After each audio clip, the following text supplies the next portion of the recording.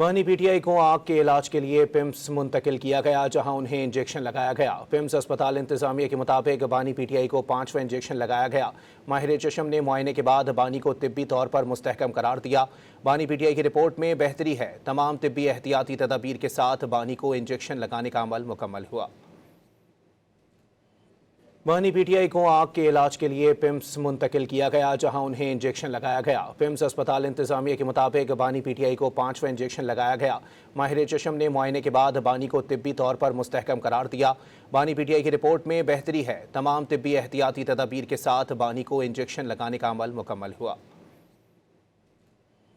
बानी पीटीआई को आग के इलाज के लिए पिम्स मुंतकिल किया गया, जहां उन्हें इंजेक्शन लगाया गया। पिम्स अस्पताल इंतजामिया के मुताबिक बानी पीटीआई को 5वां इंजेक्शन लगाया गया। माहिर चशम ने मुआयने के बाद बानी को तिब्बी तौर पर मुस्तहकम करार दिया। बानी पीटीआई की रिपोर्ट में बेहतरी है। तमाम तिब्बी एहतियाती तदाबीर के साथ बानी को इंजेक्शन लगाने का अमल मुकम्मल हुआ।